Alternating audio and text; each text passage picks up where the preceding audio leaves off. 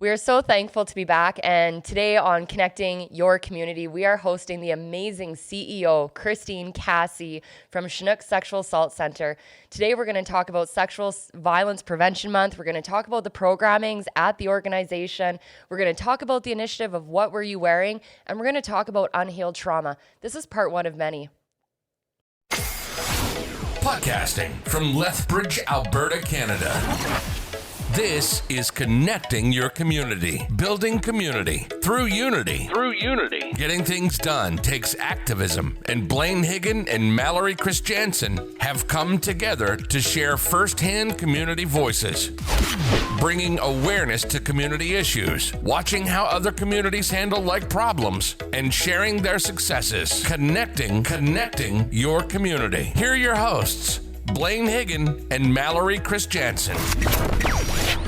What a beautiful day. We are so excited to have Kristine Cassie, CEO from Chinook Sexual Assault Centre, here with us today. And you are our first guest back after COVID. So thank you for coming. Wasn't that quite the break, right? I mean, it's crazy how much time you take. And I mean, it's important, obviously, that we're safe, and as you tell, we're trying to social distance as much as we can, but we've just really missed this, and there's been so many that have reached out to us to be on a podcast, and so it's really exciting, especially to have the first one back there, Kristine. We sure appreciate that. Yeah. Well, thank you. It's exciting to be here. It's always an honor connecting with you, and we'll start it off by, this is part one of many, because the work that you do in the community is amazing, but it's also good awareness to raise, right? So, Kristine, can you tell us a little bit about who you are?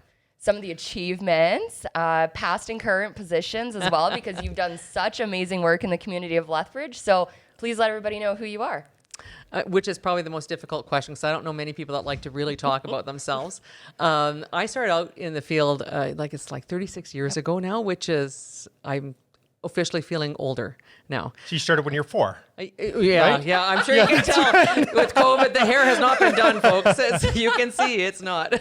Yeah.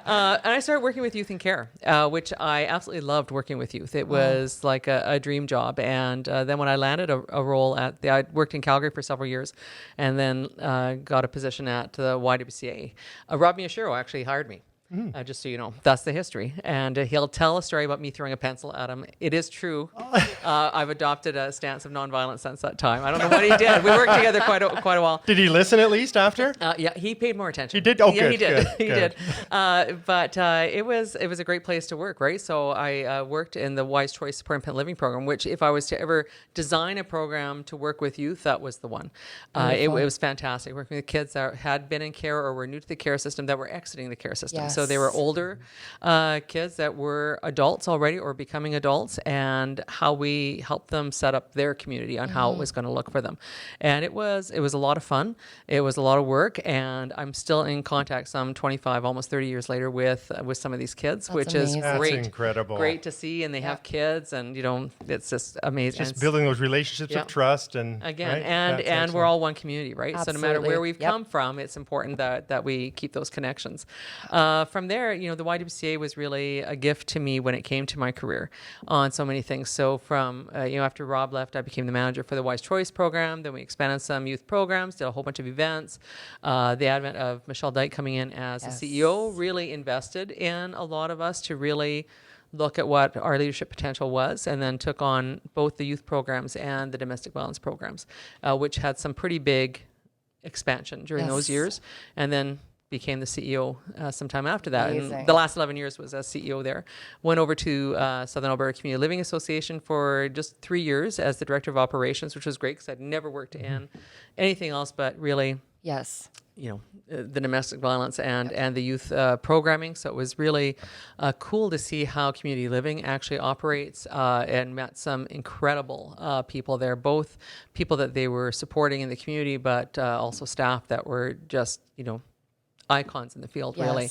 And then this opportunity came up. Of course, I've kept contact with Bill Kay over the years through our work with domestic violence. And so when this opportunity came up, it was just a real fit. And I really longed to be back working in the area of violence, which it may sound sick to people, but there's so much work that needs to be done. Absolutely, there is. Again, it's great that all that work's to be done. It's terrible that it has to be. Yeah. but it's important that it gets done, right? Yeah, couldn't agree more. And exciting that Lethbridge finally came to the point where they were going to have a standalone sexual assault center, that we're going to invest more. We had started the Sexual Violence Action Committee, I want to say it's probably even close to 20 years ago, which was off the corner of our desk. We were tired of doing poster campaigns sometime in the year. We didn't have a dedicated month. What poster campaign, so that everybody knows? What poster campaign was the one that really took off? I have no idea, actually. I cannot answer that. Do you have an answer for it? I believe you. The Me Too posters were everywhere, that right? was the Me Too, and I Believe You. Sure. That was just in the last 3 years. Oh, okay. So 20 years ago, we used to go to high schools and junior high schools and say, like, draw some posters and whatever else to try and raise awareness about sexual assault and really get some things back. You get maybe 5 minutes of a media bite, and that was it. Yeah. And so it was actually City of Lethbridge through FCSS, and it was Elaine Stanky was the manager at that time for FCSS. Oh, gosh. Lucy Paquin was at... she was with Children's Services before, but she was at Lethbridge Family Services, and then myself, and I was the Human Services Manager. Up the corner of the desk, then, more or less. It was that, and we said we need to do more, and so I think amazing. Diane Randall led us through an exercise, and we came up with the Sexual Violence Action Committee to mirror the Domestic Violence Action Team, got the Crown Prosecutor on it, and the police and things like this, and started bringing community together so we could actually work on protocols around how we're addressing sexual assault in our community when we don't have dedicated services towards that. Yes. And so that's really how it started, and it still runs today, the Sexual Violence Action Committee, which is great. So, which has led to some other projects, but this was really exciting to see that evolution and to be part of a program that's really from. I mean, I walked into the center. Bill had already rented the space and was putting desks together, and that's when I started. So it's everything from every policy to the hiring of staff and developing the programming and things. So it's been a really beautiful building down there too. It's really a great looks nice. Location. It's fantastic. Yeah, it really looks nice. And that place, we were just talking a little bit before we started on how packed that your grand opening was. Yeah. It was incredible. It was. You couldn't get any more people in there, honestly. No, I was in the hallway. And one person would leave. Other people. One person would leave. One person would come in, but it was still shuffling. That's amazing. And all age ranges were there, and from all sorts of sectors were there, which was really amazing to see. And so we've had some great support just with people wanting to talk about us, wanting to make those referrals right away, dragging people in to see us and things. So it's been. Not that I want people dragged in to see us, but it's been really heartwarming, really, to have been received so well by the community as well. Mm-hmm. Yeah. And a much needed service in the city of Lethbridge. So thank you for everything that you've done for our community, for women, men, children, transgendered individuals. Like, you've done so much. So it's an honor to have you today. Thank you. I can't take all that credit. You've done a lot of work, girl. A large part of it. So thank you very much. Well, you know what? This month is obviously a Sexual Violence Prevention Month. Can you tell us a little bit about that? So a few years ago, the government actually declared May as Sexual Violence Awareness Month because we did need something more dedicated so that we can, I guess, do a broader range of awareness services and targeted awareness services. So what it does is, first, it acknowledges that sexual violence is part of, unfortunately, life that we experience as Albertans. It is something that's across the lifespan, so we see it with very young children and seniors as well. So it does touch everybody's lives, and we do believe that everyone has the power to actually end sexual violence in our community. With that, of course, our provincial body, which is the Association of Alberta Sexual Assault Services, helps to drive some of those initiatives, but locally we create our own on what's going to hopefully speak to our community. Typically, in years, last year we were able to go out to schools. We met with, I think I met with every Rotary Club. We did a presentation at SACPA. We did all sorts of things, and you're far more visible. This year, thankfully, I have someone who's very good at all the, I wouldn't say the social media stuff, but designing all the social media stuff. Because it looked fantastic, very professional. Yes, and I will. I have to give absolute kudos there to Cheryl Patterson, who you may know. Beautiful. Who actually comes from a youth background as well, has about 15, 20 years in the field. But she is very creative. Also makes cakes, just, Excellent. Very, very creative. And the number is... Give it Jeff.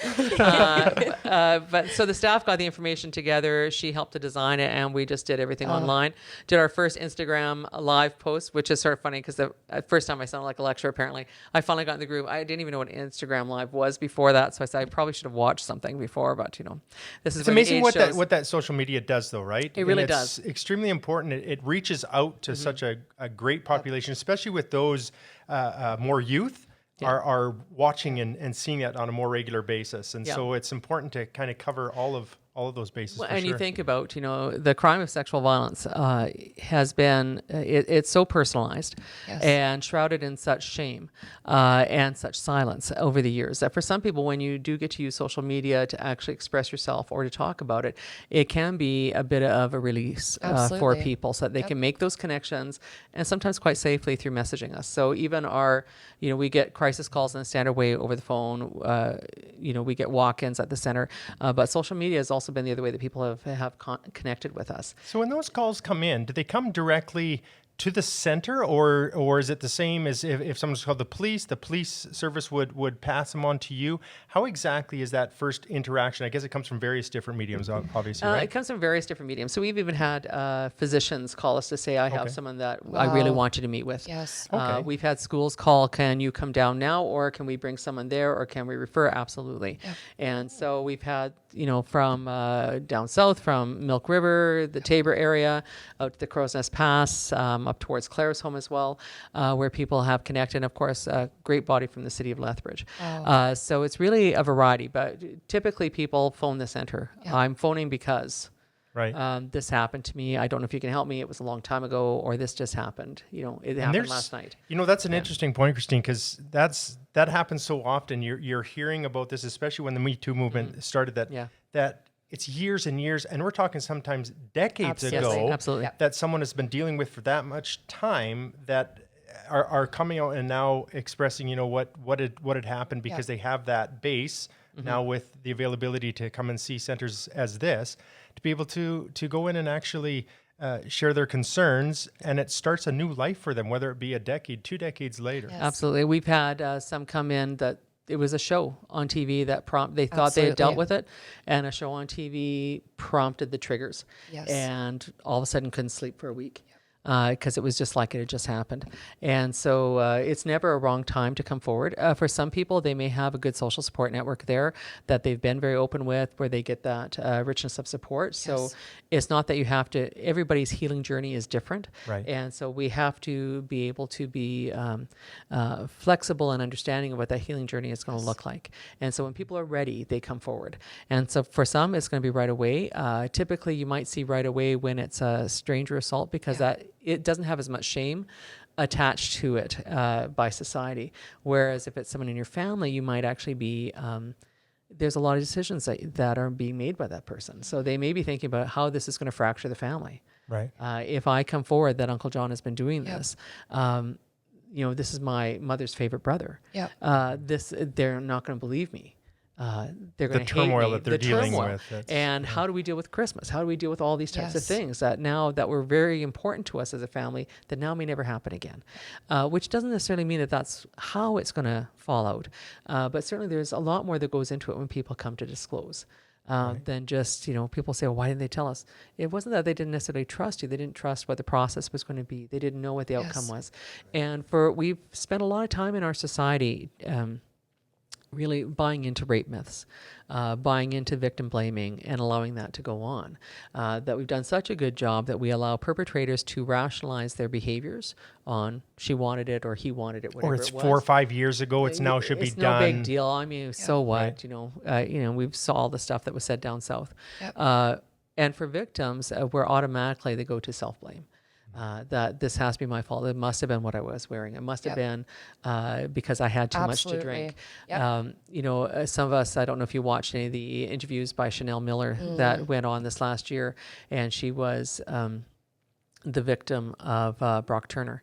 And of course, all the newspaper articles leading to the trial were about the drunk girl behind the dumpster. So she was known as the dumpster girl, all these types of things, because she had been drinking excessively at a party, and he took complete advantage of that. He was represented as the Olympic hopeful, And he had such a career in front of him.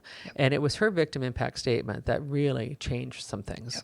And where she went from being the girl without a name to being Chanel Miller. And reclaiming herself and really helping hundreds of thousands of victims. So many came forward after that. Isn't that amazing? Because it really was. It sparked that movement, right? And it takes courage and bravery, right? So we're going to be taking a break here soon.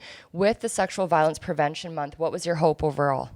Our hope was really just to connect and to let people know the services are still there. Beautiful. So you can still call. We are still meeting with people over the phone. We're doing everything we can to be supportive. So we have been seeing the crisis calls coming in, which is great to see that people know where the service is. Okay. So right for the break, let's have the number, because just for someone out there that could be watching this podcast, the number that they would call if they have any questions or concerns or wanted to get in touch with Chinook Sexual Assault Centre. So locally, our number is 403-694-1094, and we're available Monday to Friday, 8 to 5, bankers hours. But there's a provincial number called Alberta One Line for Sexual Assault.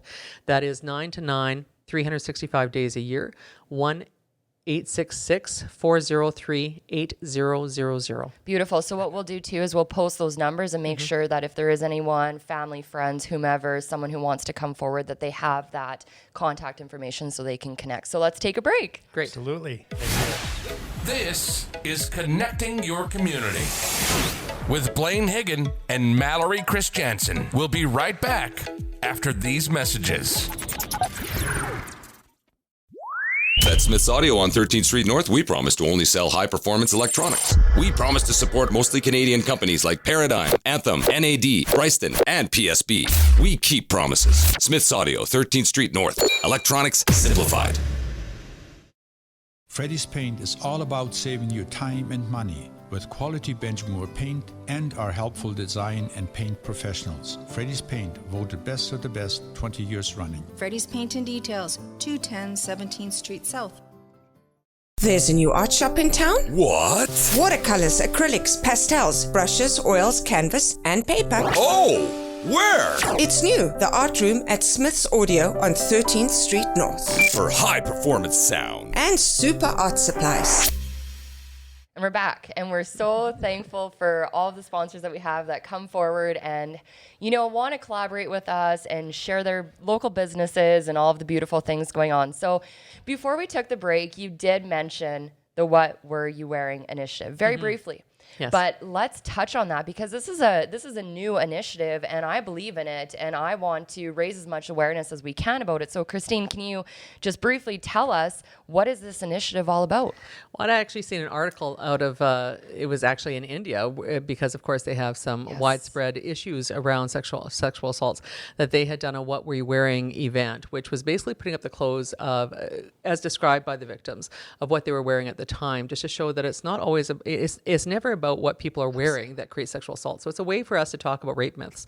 So I took this to the Sexual Violence Awareness Committee, Action Committee, and so we're actually doing it as an event. It was supposed to happen in May, but as we saw things progress, we said, well, it's not going to happen in May. So we're hoping it'll happen in the fall. However, if social distancing is still the thing that we have to be compliant with, then it'll happen sometime in the spring. So we're hoping we can do it where we can actually take it as a static display as well to college, university, other venues that people want. But we do have... we are right now looking for stories. Just what you're wearing. You don't have to give your name.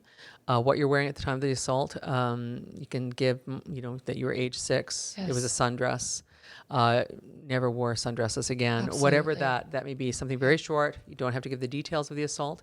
And then who you are now, not identifiable for the community, but to say designed by, maybe a 56-year-old social worker. That's beautiful. Right? Things like this. Yes. So that then we can actually design a display and other things around rape myths, bring people through that, maybe do some pre and post sort of things to see if there's any attitude changes that come with that, and introduce them to the services that are available in Lethbridge and area, and to really work on that resilience piece and with the richness of what we do have here. Yep, that's beautiful. And so if someone wants to partake in that, which I hope people feel that they're supported by your organization, is can they just contact you guys directly? Can they send you an email? And everything is obviously 100% confidential. And that's respecting anyone who's coming forward to be part of that initiative.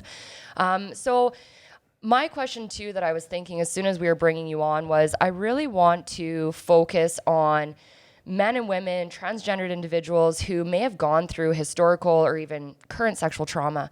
Do we have a correlation of individuals who may find themselves in sex work, street work, even finding themselves within the criminal justice system as a result of sexual violence that has happened in their life? Like, can we touch and maybe explore a little bit about that?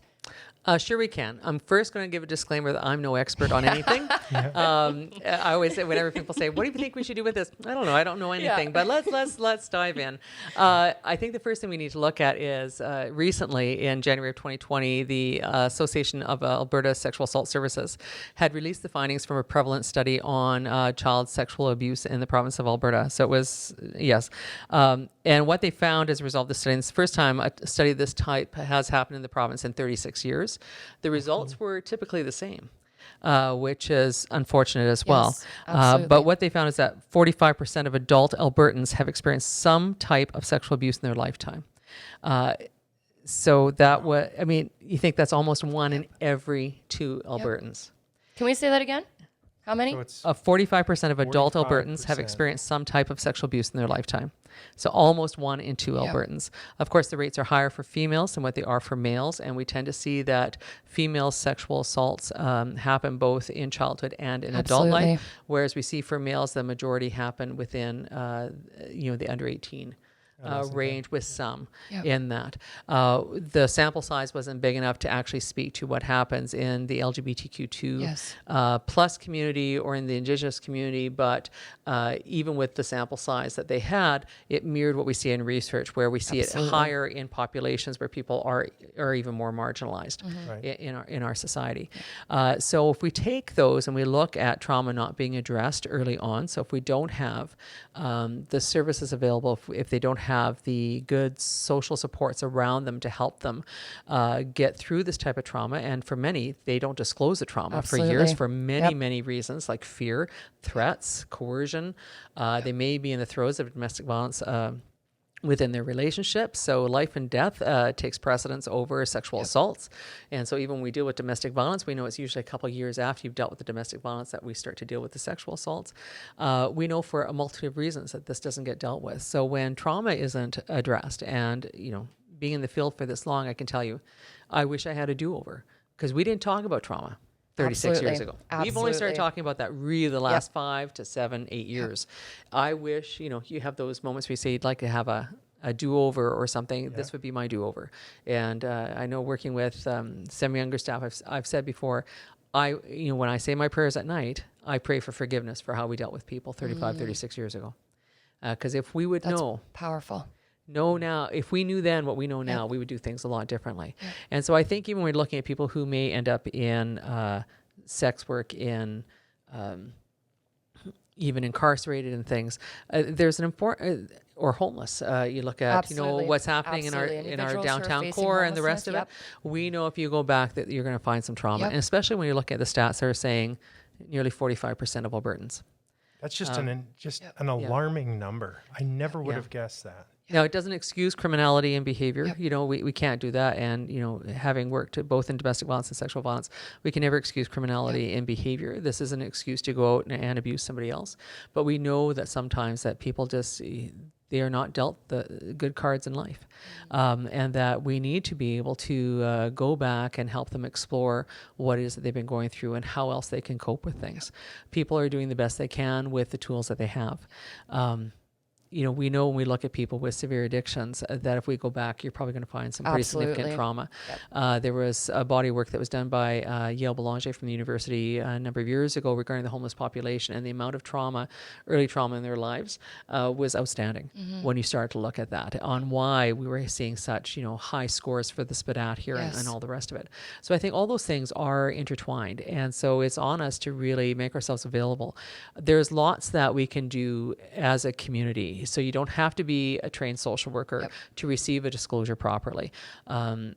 I've worked, there was a church group that asked me to come in, the leaders in the church asked me to come in just to explore what else they can do, because they were having, some issues in the church dealing with both a victim and a potential perpetrator and things like this. And what do we do? Are we doing things well enough? And it was really interesting. We started to explore some things around policy that they have. Yes. And do people know what the policy is? Do you know how to enact your policy if you have a policy? How do you screen your volunteers? How do you provide a safety within your church? So when you have all these youth volunteers doing things, they're behind closed doors. So they've put windows in all the doors so that they can actually have a visual sight in, because we don't want, we know that perpetrators will actually choose places where they have access. Absolutely. And they will be the best community person out there. And you're all looking at us weirdly now thinking we're all bad people. But there's a lot more good people out there than perpetrators. And we have to always remind ourselves of that. Because it's about, it's a very small percentage of people who go out to perpetrate against others. So there's lots of things that we can do as a community to become more aware of how we're going to receive a disclosure, to look at behaviors a little differently and to ask some different questions, to show a little bit more kindness when we're dealing with people, because we don't know what path they've had to walk to get to where they are right now.